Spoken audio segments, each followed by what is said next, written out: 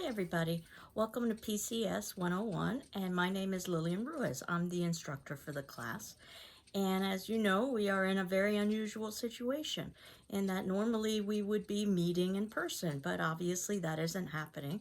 We're meeting online instead, and of course a public speaking class leads to additional challenges being presented online as opposed to meeting in person. However, we will do the best we can. I've taught this class several times now in this new online format since we've transitioned over to remote learning. So I think it's workable. And what I wanted to do today is to review the syllabus and the course outline with you so that you could have a sense of the course itself. And then we are also in a unique situation because this class is beginning mid-semester. And while that was also the case in the fall, we didn't necessarily have a spring break the way we do next week. So we will meet this week and talk about the course, and then we will have a spring break, and then we will reconvene after that. But let me at least review the syllabus and the course outline, which I have included in the folder above in the syllabus and other documents folder.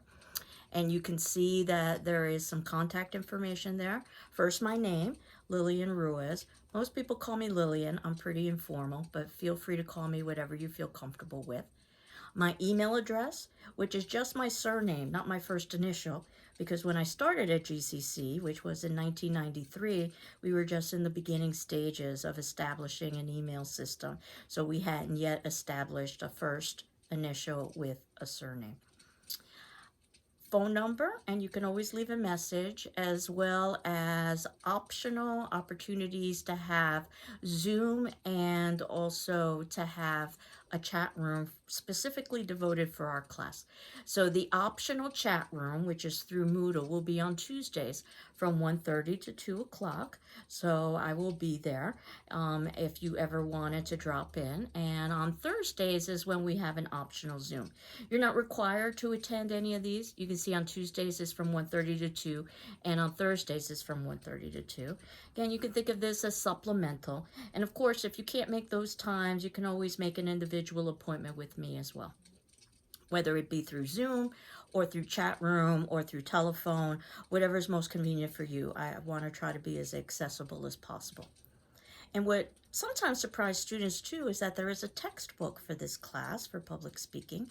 I think the book does a nice job of giving an overview of the elements that you need to consider when you are putting together a speech. So the text that I selected is entitled Principles of Public Speaking, and that would be the 18th edition by German. And that said, there isn't any reason why you couldn't use an earlier edition because the content is very similar. Now, obviously, your page numbers will be different, but the chapter headings are pretty similar. So if you're having difficulty finding the 18th edition or affording the 18th edition, you can always go with an earlier edition or an electronic edition if you so wanted to as well. And I have under the note that it's assumed that you have a good dictionary thesaurus for reference, and I'm sure that your computer already and your cell already comes loaded with that. But having something available to use and then actually using it can be two different things. Though I can tell you that I put this note on all of my classes. I mostly teach in the English department. But I also teach public speaking, and I also teach media classes, so I teach a little bit of everything.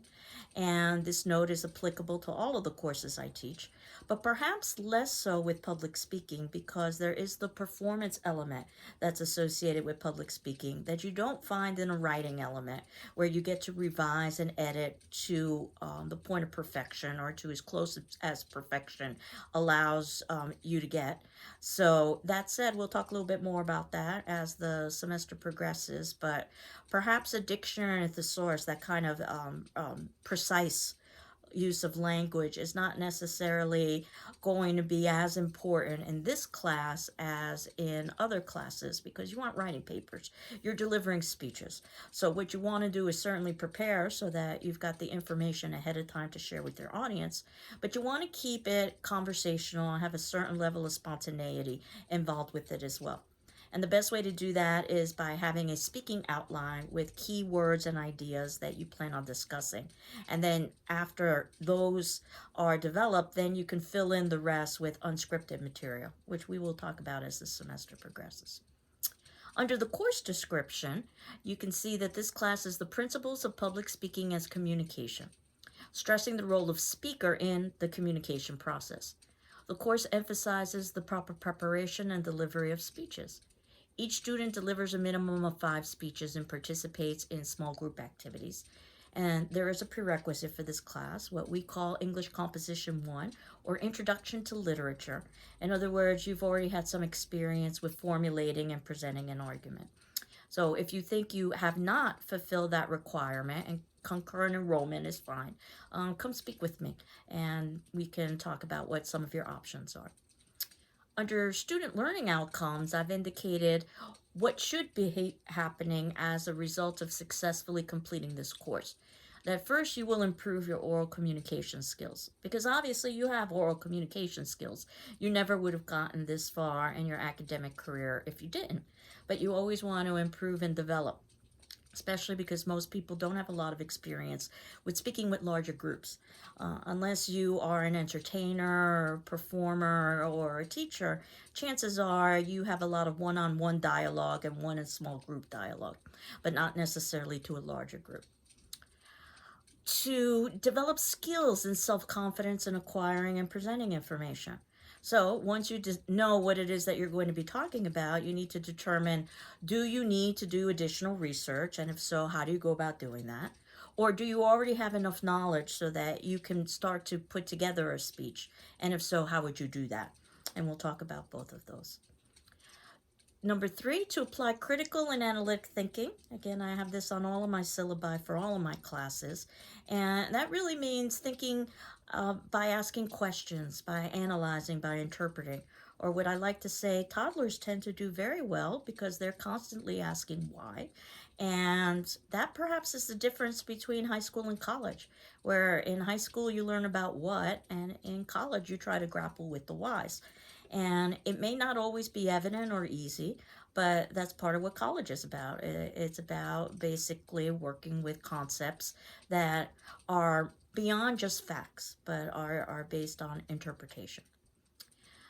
To promote a greater sense of understanding and communication in formal and informal settings, and my suspicion is that you've been doing this naturally probably through most of your life, that you've been adapting based on the situation as to how you present yourself.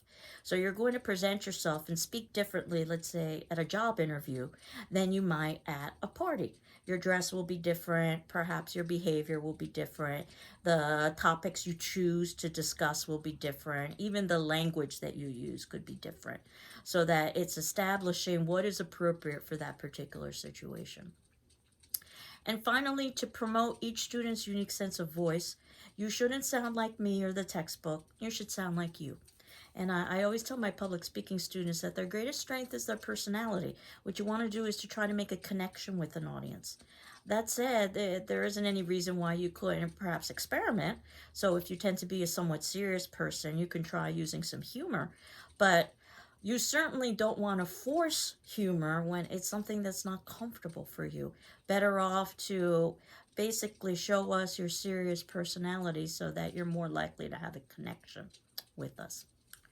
So procedures, how to go about doing this in this online environment. What I'm going to do is to try to duplicate as much as possible what would have occurred if we were meeting in person. And if we were meeting in person, we would be meeting on Tuesdays and Thursdays at noon, probably. So what I'm going to be doing is posting a video of myself discussing class material by the time our class would normally meet in person, Tuesday, Thursday, noon. And I might post the video before that, but you can guarantee that definitely by Tuesday, Thursday, noon, unless there's a mechanical issue, I'll have a video posted of myself. And then you'll have approximately 24 hours to watch that video and to answer a corresponding attendance question that I would have about that video in our class discussion forum. And if you need an extension, certainly ask me for one. There's no problem with that. But I'm hopeful that many of you, if not most of you, can do that 24-hour response. And that would be your attendance for that particular class, so to speak. And You don't need to respond to your classmates' responses unless you feel so moved. You can think of it as if we were in a classroom and someone made a comment.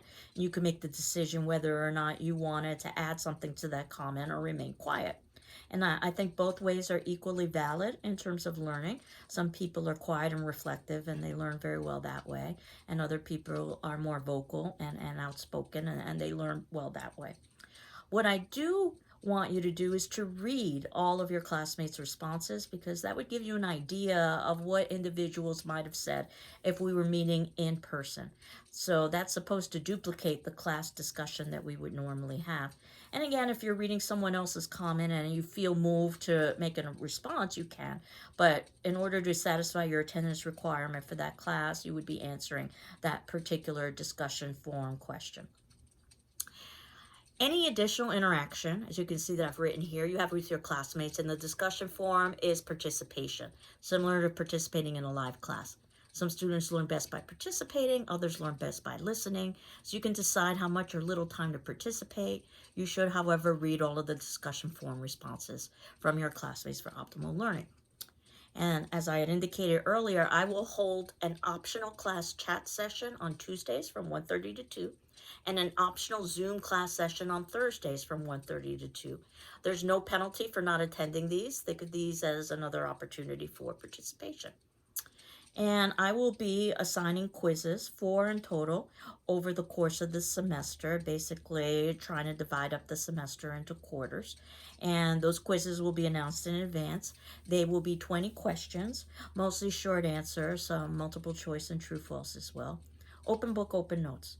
So basically what I will do is that I will post a quiz, and then you will have 24 hours in which to submit that quiz back, unless you ask me for an extension, and then I could give you some additional time.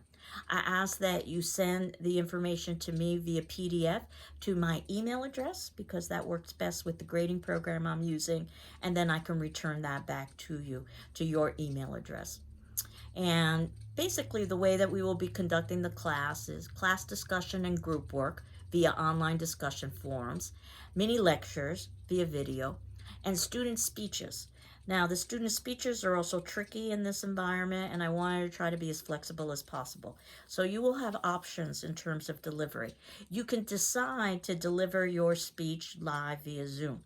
For those of you who are interested in doing so, I will collect information from you about your times of availability, and I will try to find a time when most, if not all of us, are available so that that can be done. For those of you who do not want to deliver your speech live via Zoom, or are unable to make the time that we ultimately agree upon for live delivery, you can upload a video of your speech to our Moodle site. And then basically your classmates will be viewing that particular speech as well as all of the other speeches. So whichever you choose is fine, and you can depend on, or you can decide based on the particular speech. I know that some of this will be dependent on times of availability, but usually what ends up happening is I've got a group of people who end up uploading their speeches, and then a group of people who want to deliver via Zoom. So that's what I'm assuming will happen in this particular class, but we'll gather that information over the next several classes. Course requirements, you're expected to do all of the reading and writing assignments by the due dates. There will be 3 graded speeches assigned. And I can tell you that the first of those will be an autobiographical speech. That will be 5-minute speech in which you are going to be asked to tell your audience, which happens to be your classmates, a little bit about yourself. So a review of your life, whether you wanted to do a review of highlights of major elements in your life, or you wanted to focus perhaps on a particular time period or a particular element of your life. There are lots of different ways you could proceed with that. So that's speech number 1, autobiographical, 5 minutes.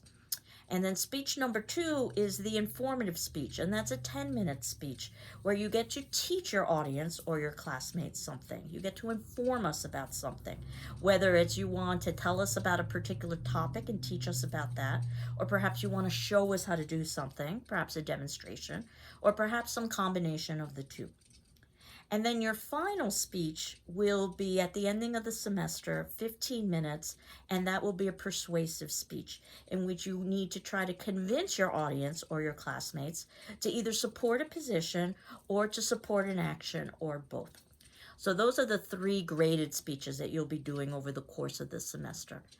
Failure to deliver a speech on the date assigned will result in failure for the assignment unless the student has unforeseeable, emergency, and justifiable reasons based on the evaluation of the instructor.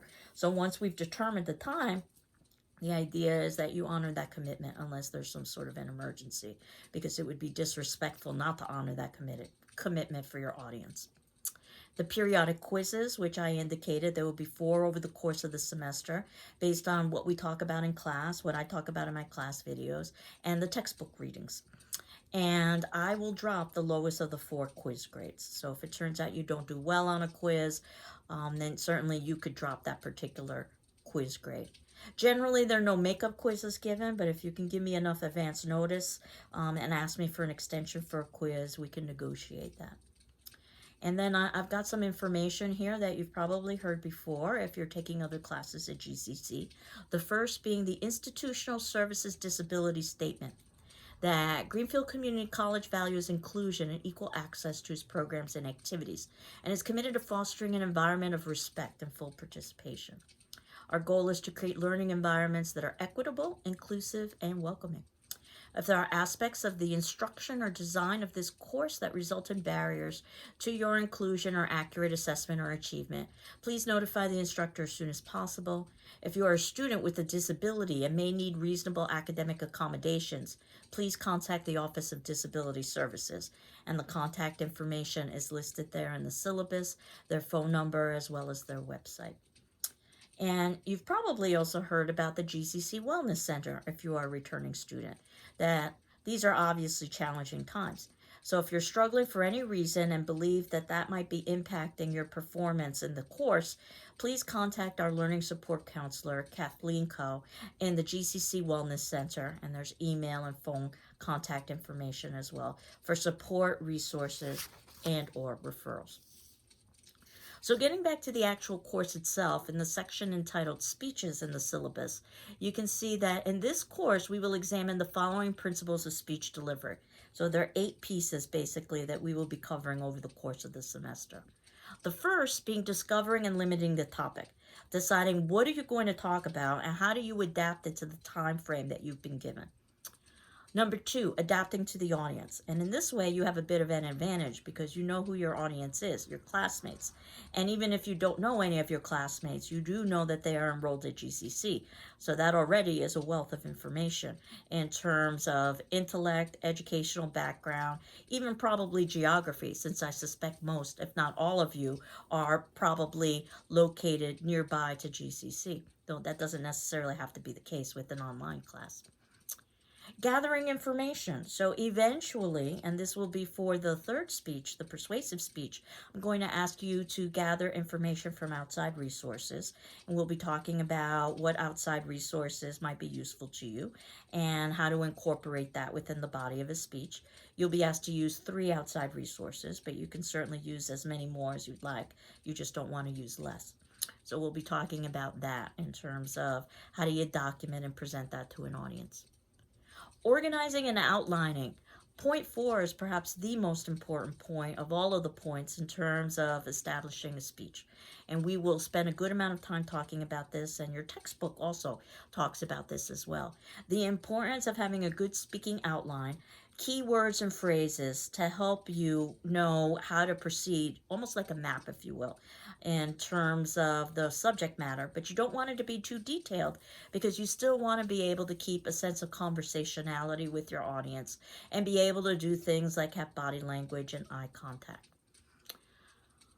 Number 5, developing an acceptable style suiting purpose and occasion. Again, adapting to the situation and to the audience appropriately. Number 6, practicing and presenting the speech. And I believe so much in practice that I've set aside practice time for all of us in class. 7, Coping with communication apprehension. The reality is that just about everybody feels a certain level of anxiety in front of their peers. And we'll talk a little bit about how that's not necessarily a bad thing as long as you can control that anxiety and channel it. And lastly, active listening, responding to the speeches of others.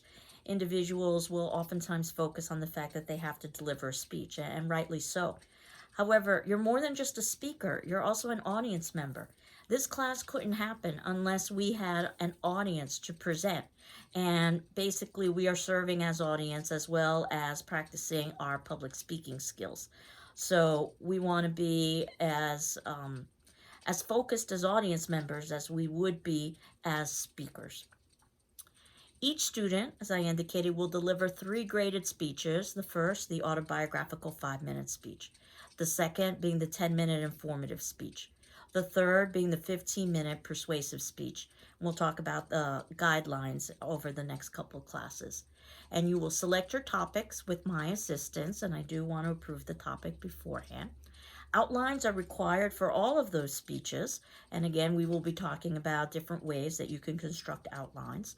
And you should be using the outline for your delivery. And I will evaluate it in an informal manner. A checkmark system with a plus being an excellent, a good would be a check plus, satisfactory check. There's even a less than satisfactory and unsatisfactory. But most of the evaluation occurs in the excellent, good, and satisfactory. And the reality is that if you were delivering a speech in the, quote, real world, unquote, you wouldn't be showing anyone your outline. However, this isn't exactly the real world. I think of it more as a kind of workshop to help you develop your public speaking skills. Therefore, I'm asking to look at your outline very briefly so that I can give you suggestions and ideas about how you could proceed. Students will also present informal, ungraded practice speeches. As I had indicated, that I do believe in practice and I've set aside some class times for practice. And those are the other speeches that you will be delivering outside of your 3 graded speeches, your informal practice speeches. And there are lots of different ways you can do this. You might elect to do that via Zoom and have me listen to your speech. You might want to do that via email and email me your outline, and we can do that. We could do it that way. You might prefer to talk to me via telephone. Again, it's up to you as an individual. I'll offer you all of those options. The option that is best for you in terms of getting feedback and in terms of preparing for the speech is the option that I would like you to choose. And I can say that the one speech that you are not going to be able to listen to, which is probably the most important speech in the class, is your own speech, because you will be busy delivering it. So I always encourage individuals to record themselves and to watch their performance. The recording is the easy part. The watching the performance is perhaps a little bit more difficult. And I'm willing to offer a bit of incentive for doing so. If you were to watch your performance after you've recorded it and then wrote a brief response to what you saw, about a paragraph or so, talking about the strengths and weaknesses of your speech, then I would award you 5 extra credit quiz points. And you can do that for the 3 graded speeches that you will be presenting over the semester, the informative or the autobiographical, the informative, and the persuasive, which means that you can acquire 5 extra credit points for each of those speeches. In other words, you can acquire a total of 15 extra credit points if you so elected to by submitting in those responses to your own speech after you've watched your recording of the speech. And that's after I drop the lowest quiz grade, if you'll remember. So this is to your mathematical advantage in this particular instance, those 15 extra credit quiz points, if you so wanted them. But I suspect that the reality is that the quiz points will be less important than the actual experience of watching the speech. That's really what I want. I want you to be able to view yourself in the way that we saw you when you were delivering your speech. Attendance. Again, I'm going to try to mimic what we would normally do. So we would normally meet Tuesday, Thursdays at noon. So that's when I will post a video. And again, you've got 24 hours to watch it and respond to it. But if you need additional time, ask me. And class activity and discussion is extremely important and cannot be made up. So your absences will be negatively reflected in a participation grade, and tardiness as well. So in the event that you must be absent, I always suggest that you let me know ahead of time if you need an additional extension so that I can give you that with your attendance questions. And you might even want to obtain that day's notes and assignments from another student, though I, of course, will be posting class videos as well. Consultations, you can meet with me by appointment. And there's a section here on conduct and demeanor. It's never been an issue for me in any of the public speaking classes I've taught, but I just thought it bore stating that each speech is the equivalent of an examination. Both the presenter and the audience should treat it with the appropriate respect, and inappropriate disruptions will be negatively reflected in your final grade. Again, it's never been an issue, so I don't expect that it would be an issue now. I'm going to skip the plagiarism section for next class and instead go to the grading area, which is probably what you were most concerned with, as to how you'll be evaluated. 10% of this class is participation, and that means things like answering the attendance question, watching the things of that nature. 10% would be the outlines that you construct about your actual speeches themselves, which again, I'm grading informally on a checkmark system. 20% is speech number 1, your autobiographical speech. 20% is speech number 2, your informative speech. 20% is speech number 3, your persuasive speech. And then 20% are your quiz averages after I've dropped the lowest quiz grade and after I've added any extra credit points that you might have accumulated to get to 100%. For an A, excellent, B, good, C, satisfactory.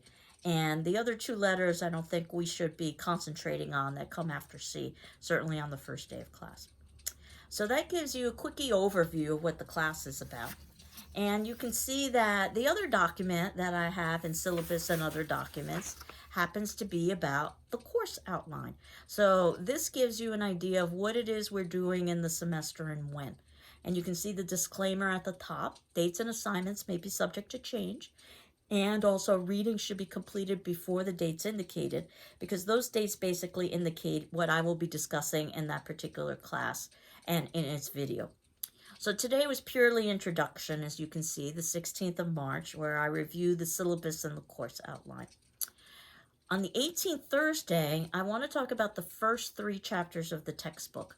Speech and Higher Education is chapter 1. Chapter 2 is Getting Started, and chapter 3 is Critical Listening. And I'm well aware that you may not have an opportunity to do those readings prior to Thursday at noon. Don't panic. Watch the video anyway, because I'm assuming that many of you may not necessarily have had a chance to do those readings, and I'm going to give you a background. And also we'll talk a little bit more about some of the upcoming assignments as well. And then normally we would continue on the following week in the class, but as I had indicated, our second week of this semester, the 23rd and the 25th of March, happens to be spring break. This would be a wonderful opportunity to not only catch up with reading, if you hadn't had an opportunity to do that for Thursday, and also to get ahead with some of the readings. I'll also provide you with the written assignments for the speeches that we'll be doing over the semester, so that if you wanted to use some of your spring break to do a little bit of thinking, certainly you can. You can also use your spring break for what it was intended for, a break. So you don't necessarily have to feel compelled to do work. There's no work assigned during that week. And then when we would normally return would be the 30th of March. But that's been scheduled as advising day by the college, which means that that's a day that's set aside where there are no classes so that you can register for next semester. So that means we wouldn't be meeting that Tuesday either. Our next meeting would be on April 1st. No joke. Well, maybe it wasn't such a great joke. But at any rate, what we will talk about on April 1st are the following chapters. Chapter 7, Organizing and Outlining Your Speech. As I indicated, that's an incredibly important piece in terms of speech delivery. Chapter 8, Beginning and Ending Your Speech. The beginnings and the endings are particularly important. We'll talk about why. And Chapter 9, Wording Your Speech. The language that you use in your speech. And what I've tried to do is to give most of the textbook readings up front so that we've got this information so that we could use it when we're actually delivering speeches. So when we get into week 4 of the semester, on the 6th of April, we'll talk about 3 more chapters. Chapter 10, Delivering Your Speech. Chapter 4, Public Speaking and Cultural Challenges, and Chapter 5, Understanding Your Audience. That's actually the bulk of the textbook. On the 8th of April is when you'll have your first quiz. Not necessarily on all the chapters we've covered up until that point, just chapters 1 through 3 and 7 through 8 and what we've talked about in the videos. So that said, in addition to your quiz, this is when I'd like to have practice speeches scheduled on the 8th or shortly before or after the 8th. Certainly before your first speech, which happens to be scheduled on the 13th of April on Tuesday. And that's when you will be delivering your 5-minute autobiographical speech. I suspect some of you will be uploading your speech to Moodle so your classmates can watch it. I suspect others of you will elect to deliver that speech live via Zoom. And we'll try to find a time on the 13th that would be agreeable to all of us so that we could do that. When we reconvene from that, you can see that on the 15th, we return back to the textbook. We talk about Chapter 6, Finding and Using Supporting Material. Because for your first speech, you don't necessarily have to use any supporting material or audio visuals. You will be using supporting material for speech 3, which happens to be the persuasive speech, and you will be using audio visuals for speech 2, the informative speech. Hence, the second chapter that's assigned for the 15th, Chapter 11, Using Visual Media. And lastly, Chapter 12, Speeches to Inform, to prepare us for our informative speech. On the 20th of April, you can see that we've got a second quiz in which chapters are being covered, and again, another practice session to prepare for our informative speech. The informative speech is longer, and I wanted to set aside 2 classes for the informative speech so that we can decide which class, probably the 22nd, would be the class which we upload, and then perhaps the 27th would be the class in which we view and respond, but we can work that out a little bit as the semester progresses. According to my roster, this is a fairly large class. Last I saw, we were at 19. 20 is the maximum. So again, part of this will be dependent on how many people are in the class, so that if there are fewer people in the class, we would not necessarily have to devote as much time to the presentation of the speeches. But again, we can adapt accordingly. And then on the 29th, you can see this is our last textbook material. Chapter 13, Speeches to Persuade. Chapter 14, Argumentation and Critical Thinking. That will help us with our last speech, with the persuasive speech. Because when we get to week 8, you can see that on the 4th of May, you will have your third quiz and which chapters are being covered. Yet another opportunity for practice. And then I've set aside 2 classes, and we'll see if that's necessary or if we even need 3 classes for the persuasive speech. I think 2 classes would be enough, though. That would be the 6th and the 11th of May, leaving us one last class during the final examination period for Quiz 4. Quiz 4 is not a cumulative exam in any way. It's just dealing with the last couple of chapters. And if you've performed well on the first 3 quizzes, you can elect not to take Quiz 4 and end the semester a little bit early if you so decide to. And that gives you a little bit of an idea about the class itself. So I thought that for today's attendance question, I will ask you, do you have any questions about the course and the syllabus? And if so, what are they? And if you don't have any questions, feel free to say no, that you don't have any questions. But I thought that this would be a good way to begin the class, is finding out about what questions you have. And also, if you could briefly introduce yourself to the class, that would be fantastic.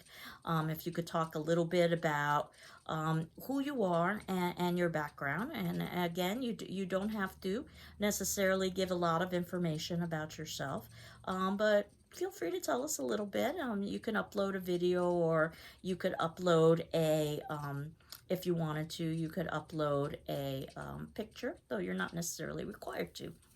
So that should do it for today. And I hope you're doing well in these strange times. I'm doing well. And we will continue on next class, and we will talk about public speaking. Take care. Bye-bye.